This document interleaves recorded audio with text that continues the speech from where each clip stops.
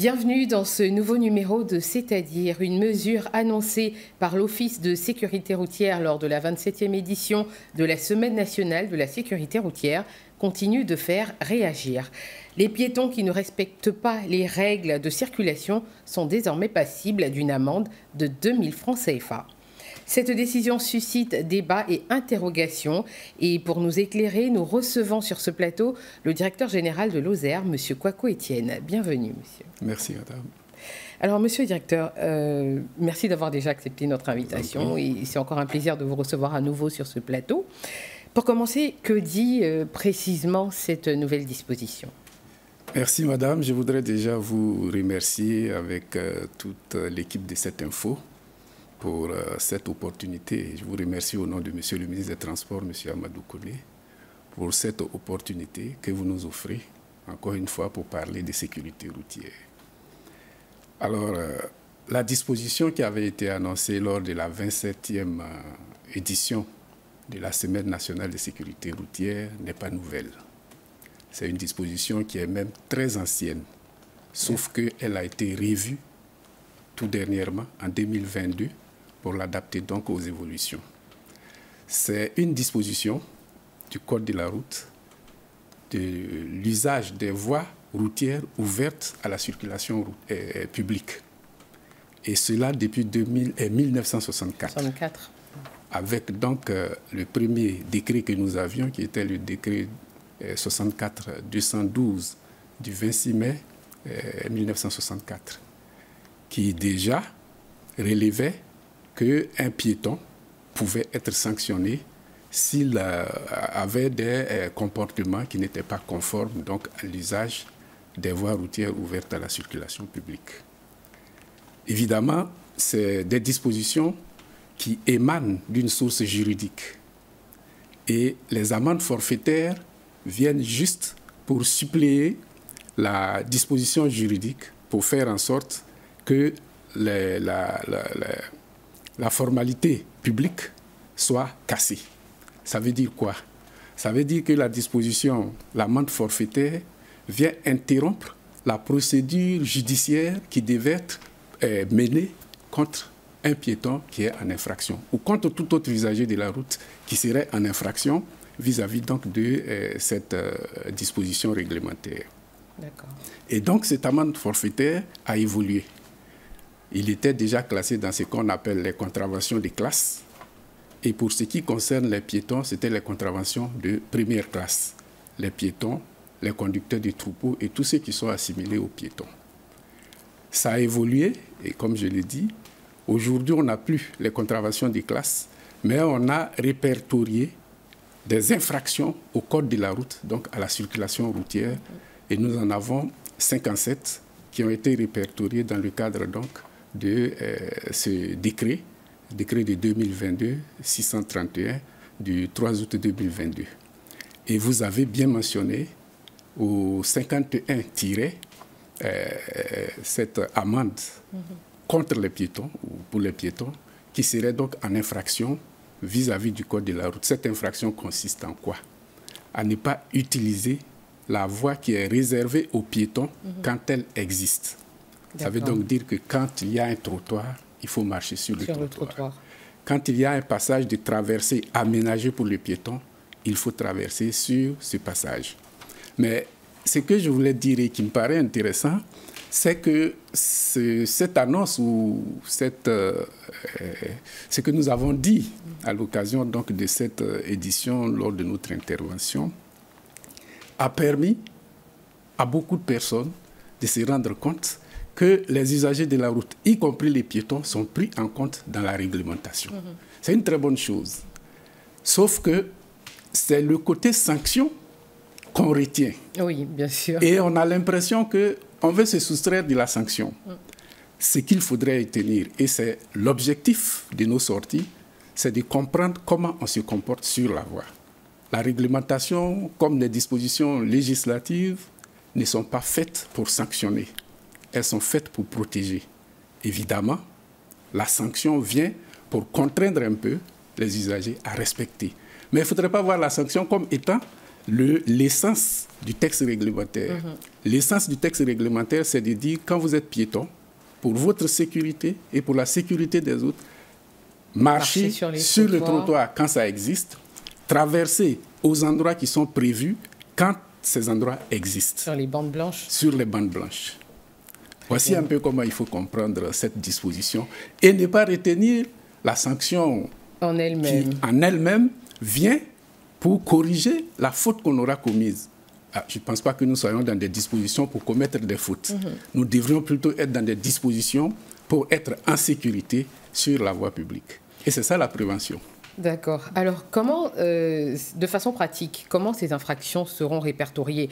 Est-ce qu'il y aura des caméras? Est-ce qu'il y aura des agents sur les grandes voies publiques? Comment ça va se passer? Alors, concernant les piétons, il ne va pas avoir une chasse aux sorcières. On ne va pas mettre tout de suite des agents pour contrôler les piétons. Ce n'est pas ça.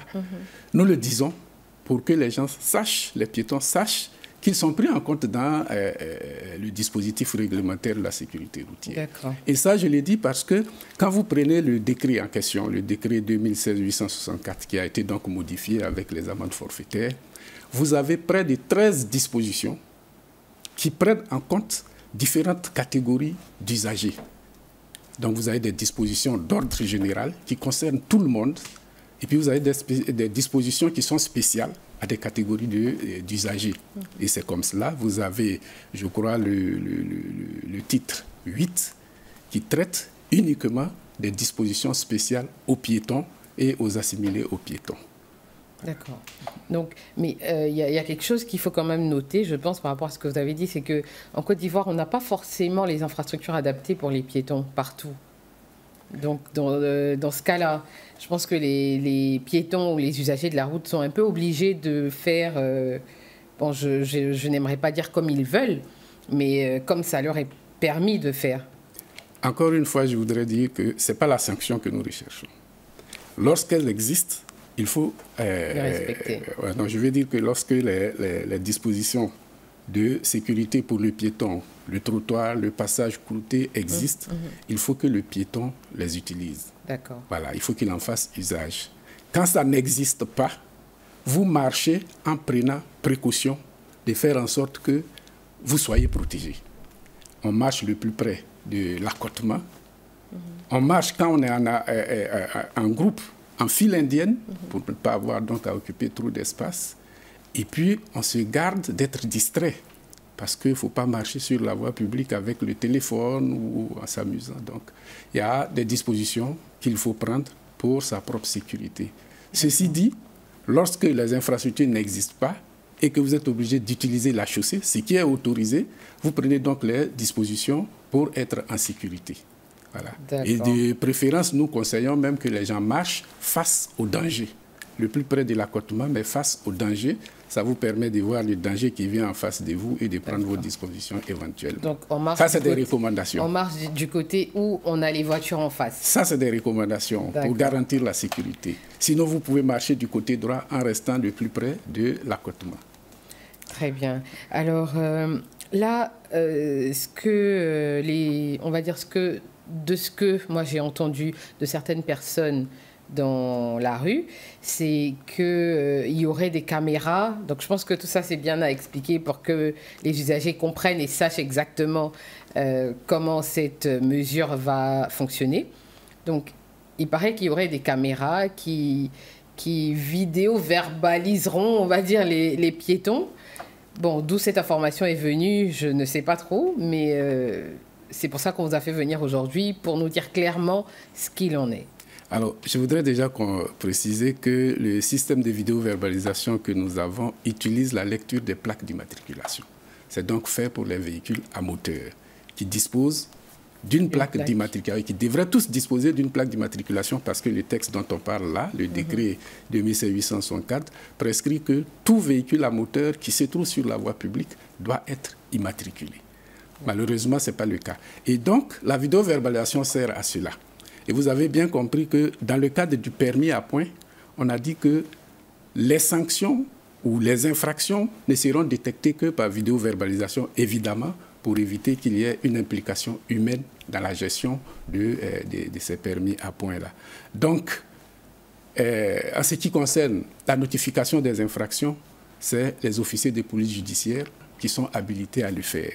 J'allais vous poser la question, qui seront les agents habilités nous ne le faisons pas, c'est la police, c'est la gendarmerie, les agents habilités, les officiers de police judiciaire sur le terrain qui sont habilités donc à constater les infractions. C'est à eux de dire comment ils constatent les infractions, comment ils les notifient.